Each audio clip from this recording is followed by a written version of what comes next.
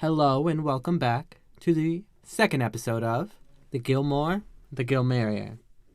I am your dashing as ever host, Jaden Salazar, and we left off on the very first episode of Gilmore Girls, pilot, but now we are on maybe my favorite episode of Gilmore Girls. The second episode, the Lorelai's first day at school.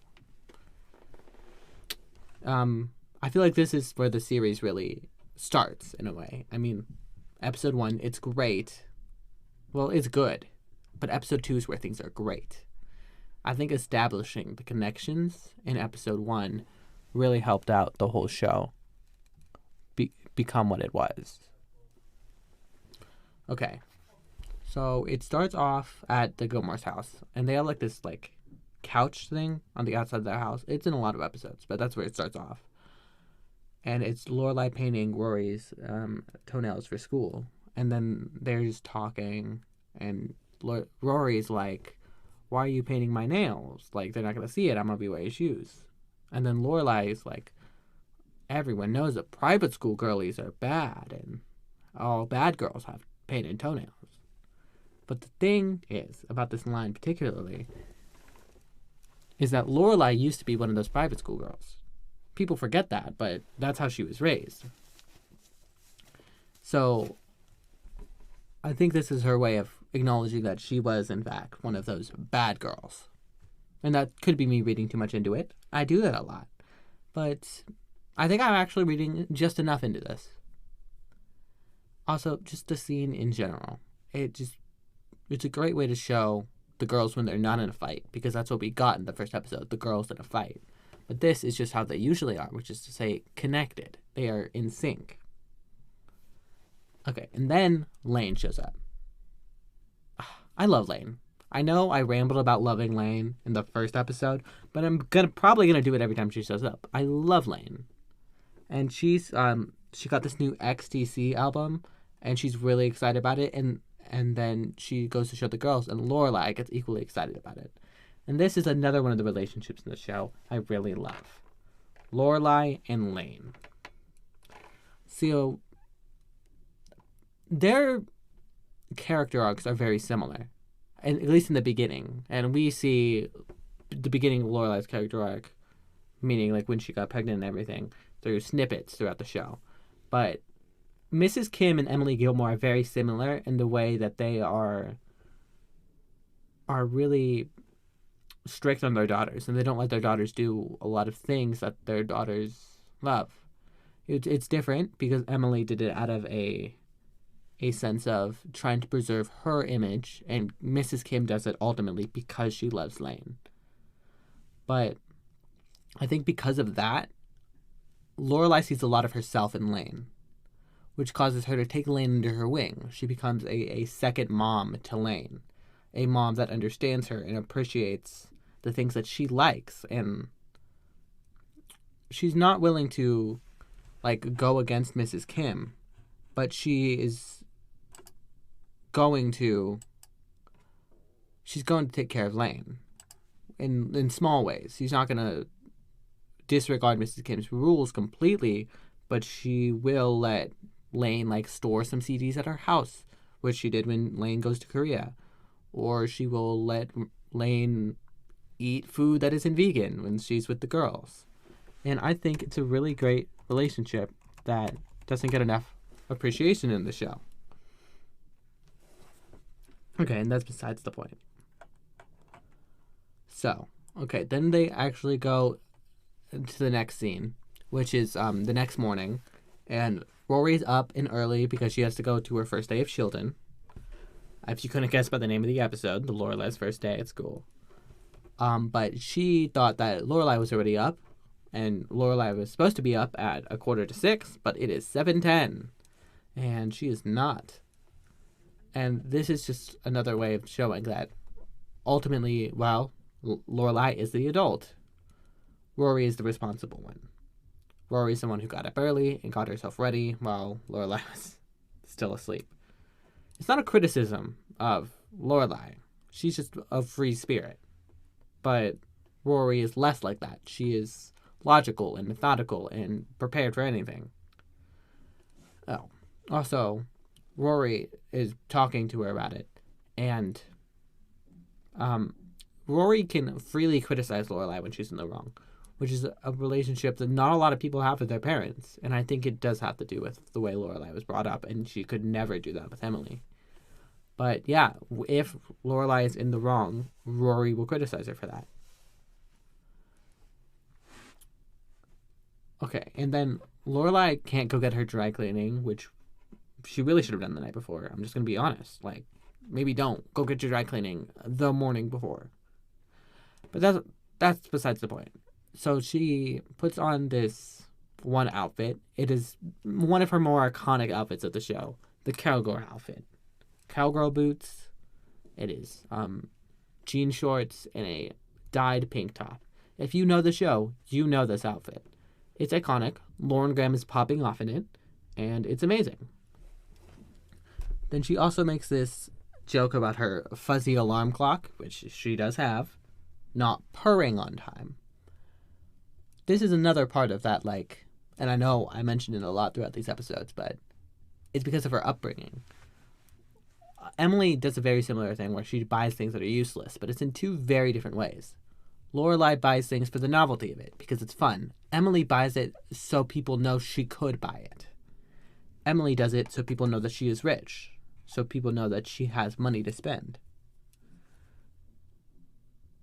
It's just a way that the girls, the older Gilmore girls, are similar, but still fundamentally different.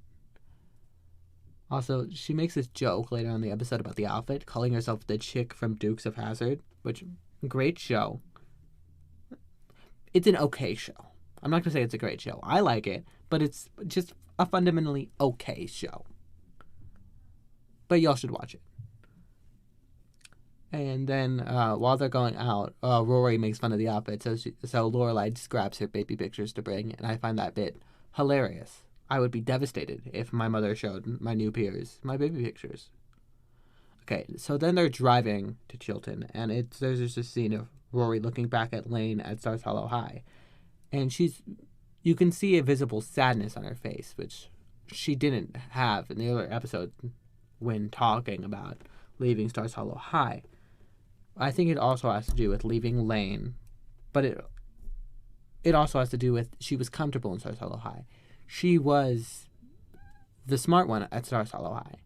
She knew that, but now she's going to a school where people are on her level. And that's terrifying to her, as it should be. But, yeah. It's also a new environment to her because everyone else there was raised more of how Lorelai was. It's people with wealth. Rory's born in a small town. She lives in a small town with a working-class mother. Everyone here's dads are lawyers and doctors, or their mothers are housewives. This is not the environment that Rory was grown up in. And it scares her, because rich people are scary, because they run the world and they don't care about anyone else. Yes, I hate rich people. I've mentioned it. I don't like rich people. Okay. So then they actually get to Chilton, and it's just another set design thing of Chilton is dark tones. It's very muted, and it is meant to contrast the warm and bright tones and colors and the characters of Stars Hollow. It is not in Kansas anymore moment. Stars Hollow is comfortability. It's warm. It's safe. This is not Stars Hollow. This is a battle zone. That might be going a bit far, but this is where Rory has a lot of her conflict, so I don't think it actually is going that far. I'm just going to be honest. Anyways, both of the girls really find this intimidating, but for different reasons. Rory, it's from a place of the unknown.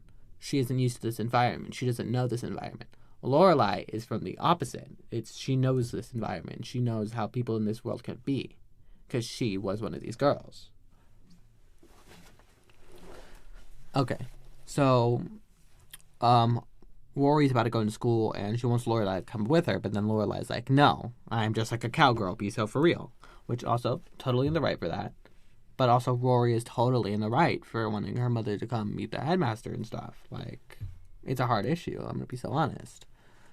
But it shows that Lorelai, despite everything, is still scared of the uppity society ladies. She still doesn't want to be looked at by them because they know, a lot of them know about her because she's a Gilmore.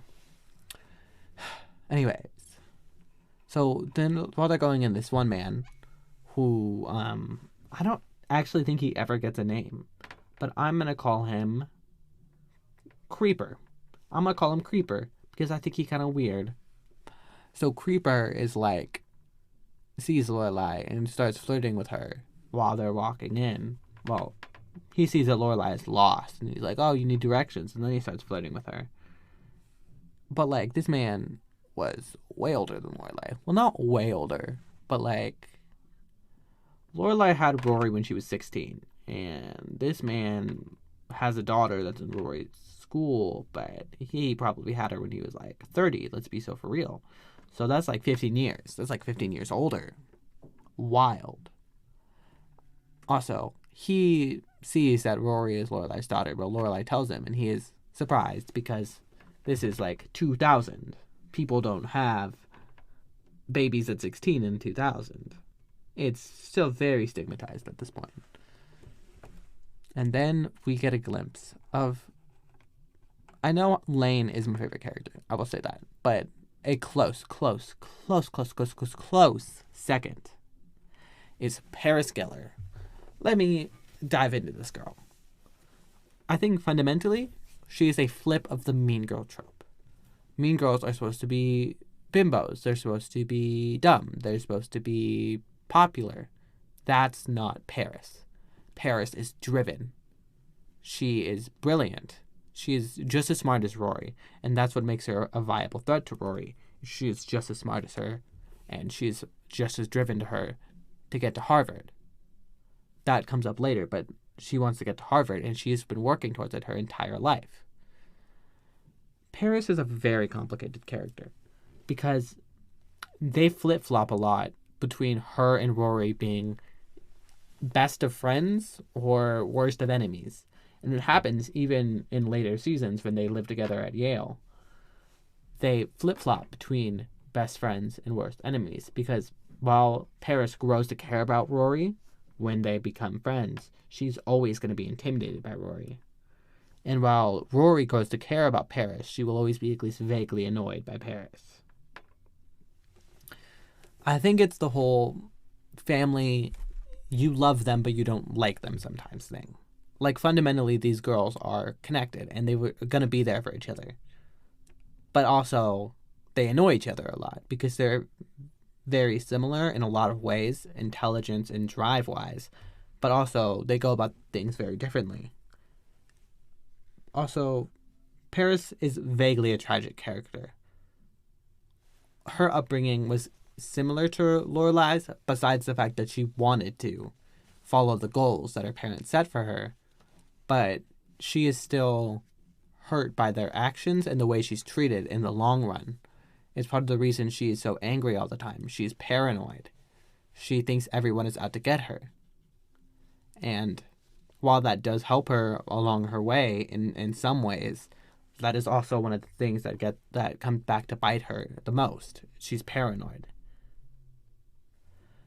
I love Paris Geller. She's fun. She's fun to watch. I don't think she'd be fun to be around. A lot of the characters in Gilmore Girls are very animated. She's that, but I don't think she realizes it. She's eccentric in a way that is not cartoony, I guess. She's not joyously eccentric. She's madly eccentric. She's angry. She's determined. She thinks everyone is out to get her. And she's vaguely like mwahaha villainous at times. And I don't think I'm doing her character justice right now. I'm going to be so honest. Because also there is a part of her that I think Rory brings out that is still just a teenage girl. And I think that's the part of her that people really connect to, is even with all of her years of private schooling and her determination to get to Harvard and all of her uppity bringing, she's still just a girl with feelings. She's just a girl, chat. She's literally just a girl. I don't know. I'm not doing her justice. Actually, I'm doing her justice. I'm doing her justice. I gotta believe in myself, Chad. I gotta believe in myself. I am doing her justice. Okay, so back onto the point. Back away from Paris. Love her, but back onto the point. The Gilmore girls go to the headmaster's office. And then they start talking to the office lady, and then Lorelai gets really rambly. She starts rambling about how, this is my daughter Rory. Actually, she's named after me. I was on Benadryl in the hospital. I don't think it's Benadryl. That's just me picking a drug. Ignore that. That was my keyboard. Anyways, child. I think this has to do with her uncomfortability with authority. And yes, half of this show is just me driving into Lorelai's psyche. Let's be so honest. But yeah, she's uncomfortable with authority in uppity society, which causes her to be rambly because these people remind her of her mother. I speak a lot about Emily, and Emily is very important even when she's not in scenes because she informs why Lorelai does the things that she does. The same way that even when Rory is alone, you can see Lorelai in her. The way people is raised is always going to affect them, even if it doesn't seem that way, but it will. Yeah. And then while the woman walks away, the girls make some comment about her makeup and how she looks like she went to bed with makeup when she was not old. I was going to say young, but I don't think that'd be the word I'd use. I'd use not decrepit. Let's be so honest. I'm ageist. I don't like old people. I kind of despise old people. I'm going to be so honest. These women are decrepit. Well, why I say these women? There's one of them. She's decrepit. She's 70. That's decrepit. Anyway, this is getting far off my point. I'm talking shit about old people. I probably shouldn't be doing that. Anyways.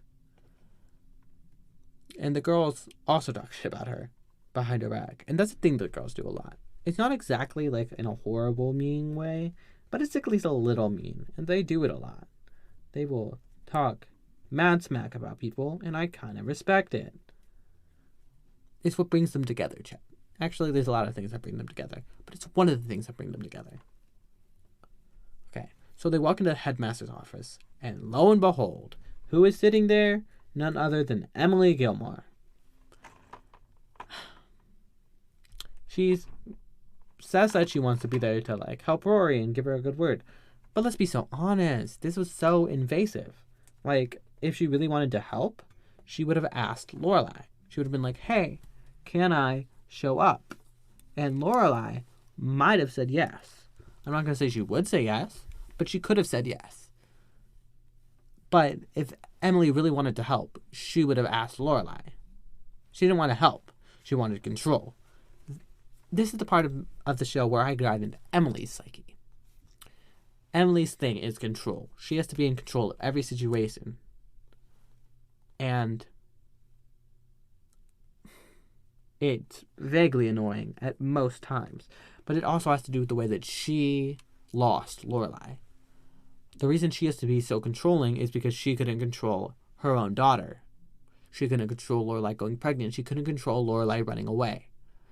That's why she's so controlling. Because she's scared of things going out of control like they did when Lorelai was 16. So they talk to the headmaster, and he knows the Gilmores. He's friends with Richard, his wife, Biddy, which also, what type of name is Biddy? Is friends with Emily. Okay, then the headmaster's like, oh, Lorelai, you should take off your coat. It's hot in here. She's like, no, because she's wearing the cowgirl outfit. And then she takes off the coat eventually, and Emily gives her the biggest side eye, which is kind of Slay Queen of Emily, but also pause. Stop. Stop. This is not your place to judge, honey girl. And then, yeah. So then the older Gilmore girls leave, and it's just Rory and the headmaster. So the headmaster is looking over her file, and she's talking about her in Stars Hollow High and how she was academically their best performer, but she didn't do a lot of social activities. And this says a lot about the girls. because they're not like the go do sports and join clubs type of social activities. But living in Stars Hollow in itself is a social activity. The town itself is connected.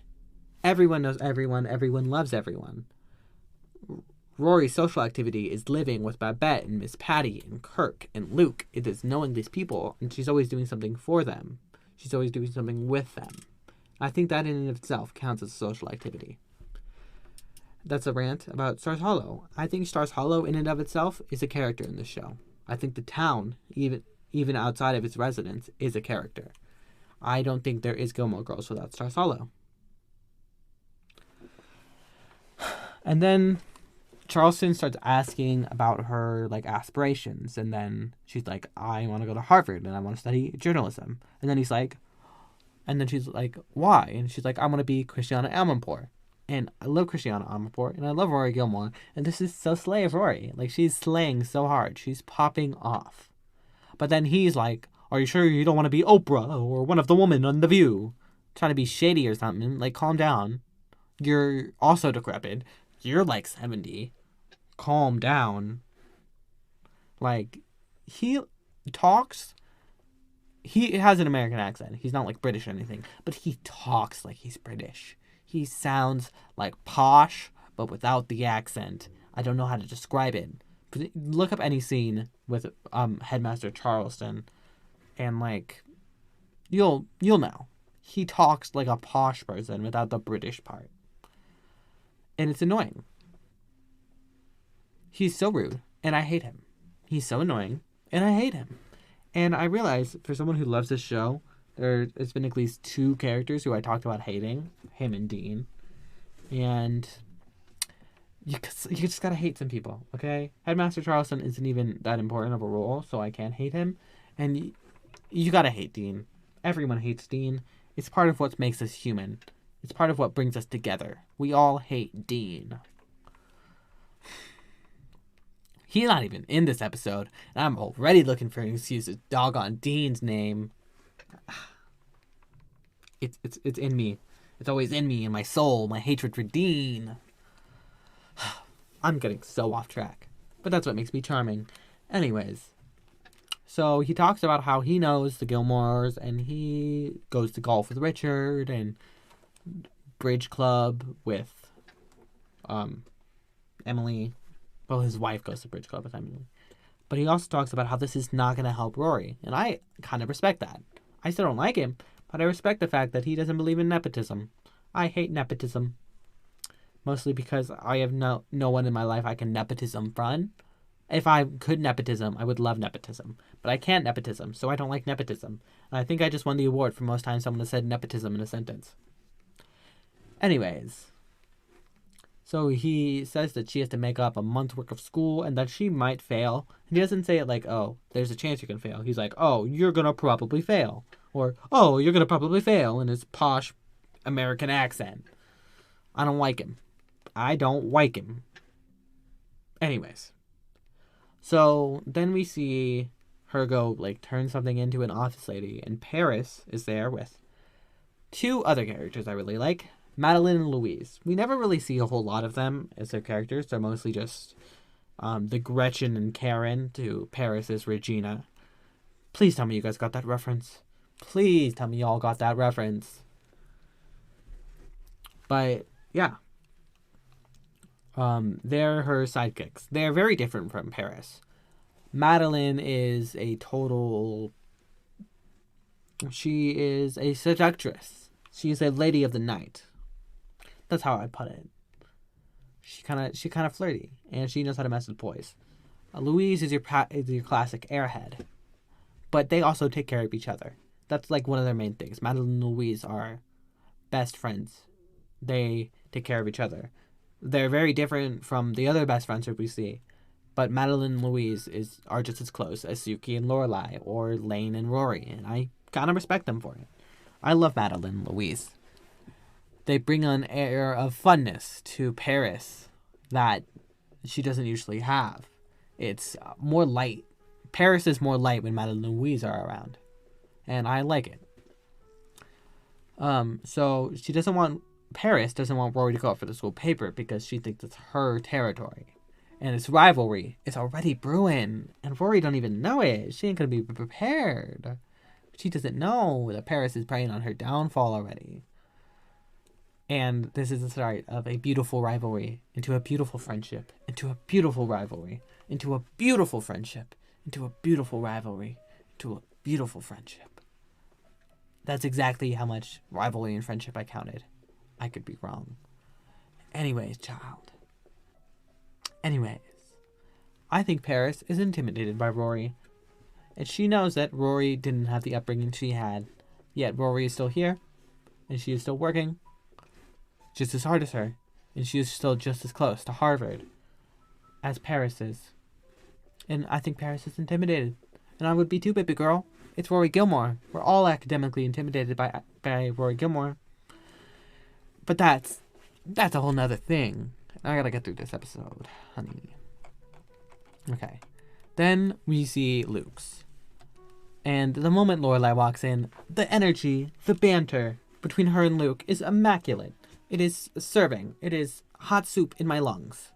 Not in my lungs, in my stomach. I don't know why I chose hot soup. But, yeah. Lorelai walks in and she says a line that I repeat at least once a day, which is, I need coffee in an IV. And real. If they could IV coffee to me, I would take it immediately. And then he starts joking with her that there's no coffee, and she genuinely believes it. And it's just the energy between her and Luke is just chef's kiss. So Luke judges her outfit because, she had to take Rory to school and she looked like a cowgirl. But he doesn't do it in a rude way. And I love that about him because he actively criticizes them occasionally. But he doesn't do it in a rude way. In contrast to when she walks out and Miss Patty sees it, she judges it in a rude way. But I also love that because that's just Miss Patty. That's just Miss Patty doing Miss Patty shit. And I love it. It is immaculate. Oh, y'all don't even know Miss Patty. Well, I mentioned her in the first episode, but I need to dive into Miss Patty. She is the town dance teacher. She used to be on Broadway. She's very performative in the way she talks. She's a flirt, especially with younger men. It's occasionally problematic, but is usually great. And I just love her. She's like that crazy art teacher you had in one class. We all know everyone's had that one crazy art teacher. Miss Patty is that crazy art teacher with a little bit of a, seductress in there. And I like it. Okay. So then we go back to the Gilmore house for a bit. And it's Lorelai and Emily on the phone. And Emily's trying to go shopping for Rory for, school stuff. And, gonna get her the Chilton sweater and the Chilton name brand socks. And I don't even know. Who buying school socks? I know you all got a uniform, but who buying school socks? But, again, it's control. Emily wants to control Rory. Okay. So then we snap back into Chilton, and they're in there's a class with Paris, and she is Paris and Rory, and she's answering every question. Paris is an academic weapon. Academic weapon. She's destroying it out there. I love her. And then Rory leaves class, and she meets Tristan DeGrey. I have very mixed feelings about Tristan. He's played by Chad Michael Murray. Some of y'all know Chad Michael Murray. He was in One Tree Hill, and I think he did other stuff, but those don't matter. He takes interest in Rory immediately, and he's all over her, and it's just kind of creepy, but also it's kind of not, but mostly because it's Chad Michael Murray and he's great. Okay. Anyway, so then the teacher comes up to Rory. I think this happened before the Tristan thing. My notes are out of whack. But then he's gives her a binder full of classwork and says, oh, this is just an overview. When I say binder, I mean 6-inch thick ass binder. And he's like, this is just an overview for the past week. It's crazy. And then Paris comes up to her and is like, are you going up for the school paper? And then Rory's like, I didn't know there was a school paper. And Paris assumes she's lying because Paris is also jaded. That is how I describe Paris. She's jaded. She's assuming everyone else is out to get her. And no one really is, but it's, again, part of that upbringing. Okay. We gotta get all that little speed through this. Okay, scene 8 in the inn. We meet Jackson, who is Suki's future love interest, and the produce man. He provides produce to her kitchen in the inn. And they just have this great energy where they're arguing about peaches, and she's talking about how peaches are watery. And the way Suki describes food, very similar to the way I describe food. I love me some good food. I love me some good food. And I don't know. There's just this really good connection between Suki and Jackson. And then Lorelais shows Suki her business outfit. The outfit she was supposed to wear to go bring to Chilton. And then Lorelai makes a similar comment about the peaches to Jackson because her and Suki are in sync. They're connected. They just are in sync like that. It's a best friend thing. I have this one best friend. Her name is Grace. I love her. And we are like Suki and Lorelai. We are just so connected. I'm gonna call Grace after this. And that's on period. So there's my notes are way out of whack. I just scrolled. Okay, and then Michelle shows up and tells her Lorelai she has a call, and lo and behold, it's her mother. But while they're going to the call, there's like these old women who go up to Michelle and like, where can we get some good antiques around here? I heard there's an antique shop. And he's like, you can get antiques at your house. Not like that. He's French, so he was, you can get antiques at your house. But also, it's so shady, and I love it.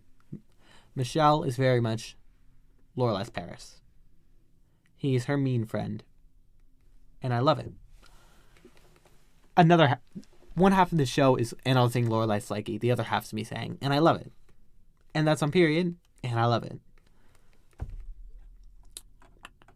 So, Emily bought a parking spot for Rory at the school, which is crazy because Rory don't have no car, and she don't got her license. Emily really going on about this. And then she wants to buy Rory a car. Crazy. And then Lorelai's like, no, she's going to take the bus. It's okay. And then Emily's like, I hate the bus. And it's because she hates working class people. It's because she hates hard workers. It's because she hates people who aren't rich. And again, it annoys me. I'm going to keep going. She hates the working class, and I hate her.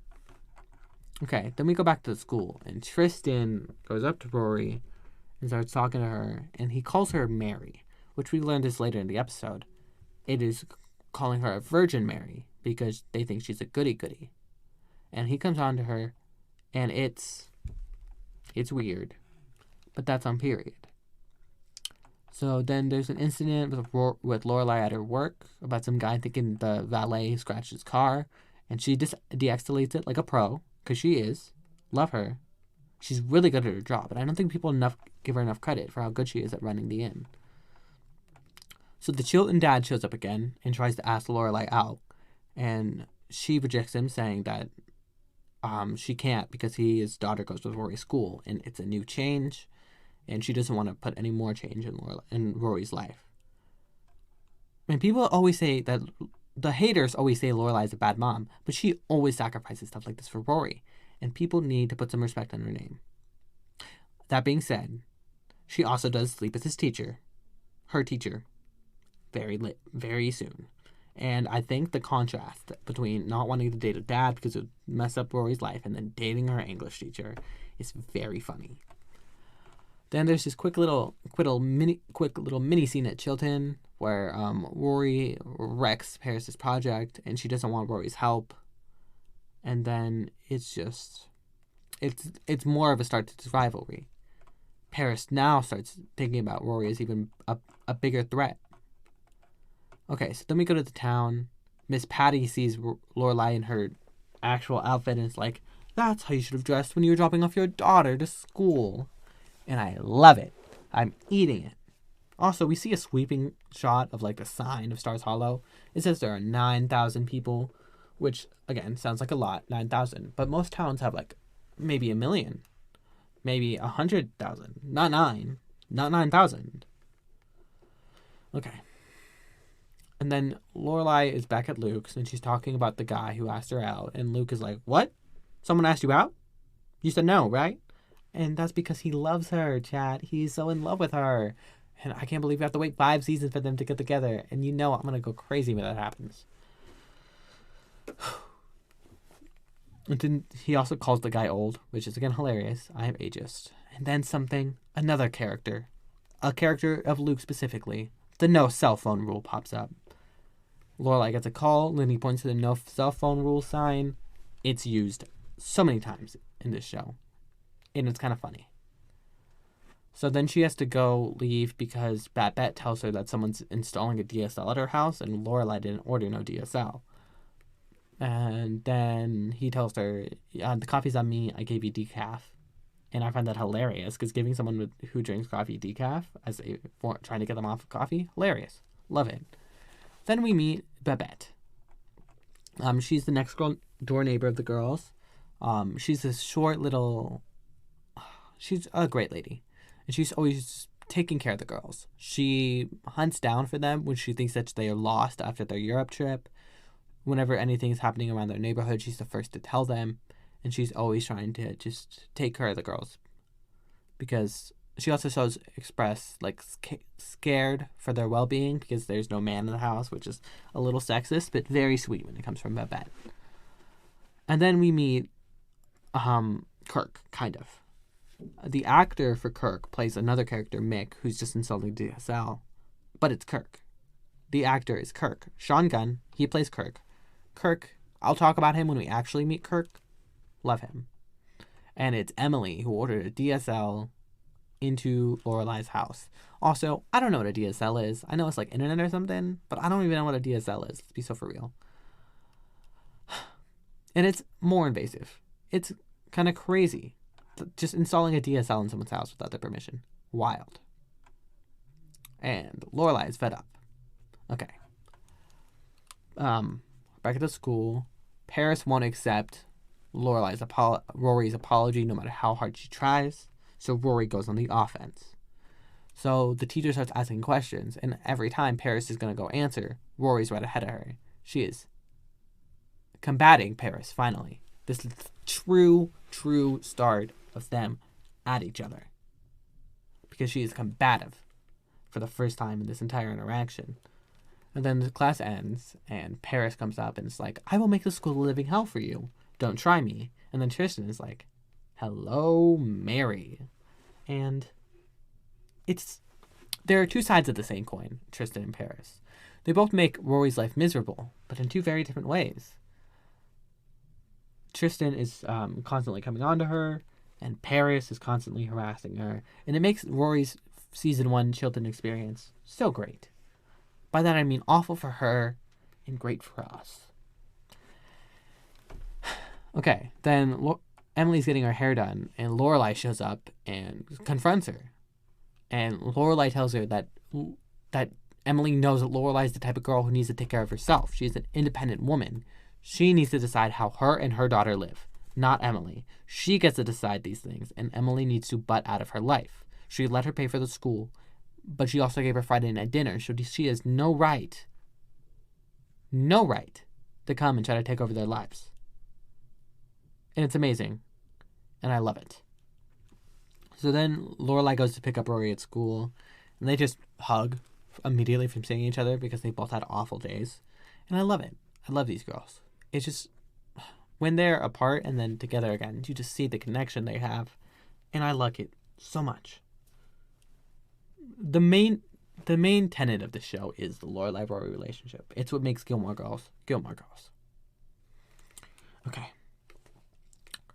So, they're talking in the car, and Rory tells her about the whole Mary thing, and Lorelai tells her, "Yeah, they mean to call you a Virgin Mary, because I think you're a goody-goody." And then Rory's like, "What would they have called me if they thought I was a slut?" And then she's like, "Well, they would have added a Magdalene to the end." And That's upper class society. The biblical insults, wild.